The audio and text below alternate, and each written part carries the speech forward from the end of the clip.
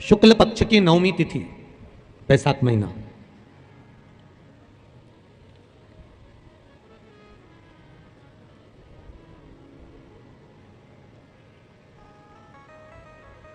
पीला चंदन घिसकर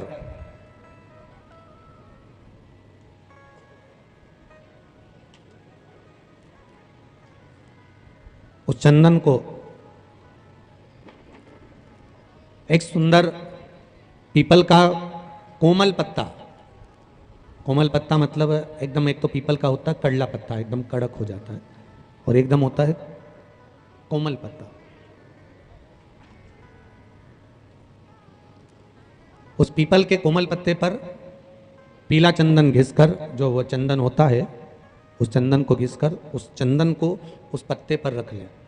और महाराज उस पत्ते को मध्याह्न के समय पर, जैसे जब सुबह के समय पर सारी पूजन हो जाए, अर्चना हो जाए, भगवान शिव के मंदिरों में जल समर्पित हो जाए, उसके बाद में जब बाबा एकदम आनंद में विराजे हों, तब जहाँ शिवलिंग रखा होता है,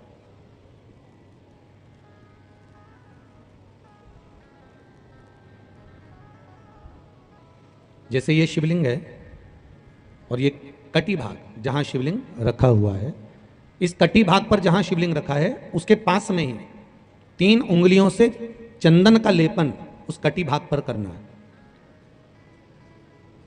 जो उंगलियां लगी रहेगी उसी को अशोक सुंदरी वाली जगह पर स्पर्श करना है, और अशोक सुंदरी वाली जगह पर स्पर्श कर कर कुछ देर तक चंदन लगे रहने देना है। उसके बाद में उस चंदन को वापस निकाल कर लेकर आना है, कटी भाग पर जो लगाया गया है उसको भी निकाल कर वापस लेकर आना है। फिर बाबा का स्नान नहीं कराना है, केवल चंदन लेकर आना है, उसी पीपल के पत्ते पर रखकर। एक डिब्बी में उस चंदन को आप रख लीजिए।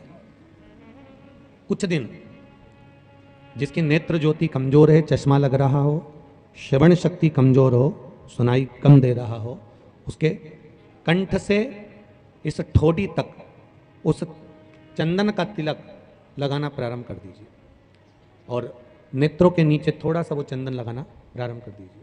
लगभग 20 से 22 दिन तक आप उसका प्रयोग करिए, और एक रुद्राक्ष का जल शिव को समर्पित कर कर उस जल का आचमन करना प्रारंभ कर लीजिए। लगभग 22 दिन लगेंगे, धीरे धीरे फिर जाकर डॉक्टर को जांच करा लेना, नेत्र की ज्योति बढ़ना प्रारंभ हो गई है। पर विश्वास के साथ में, भरोसे के साथ में, क्योंकि सबसे मूल अगर कुछ है तो विश्वास मूल है। मानो तो मैं गंगा मां हूं और ना मानो तो बहता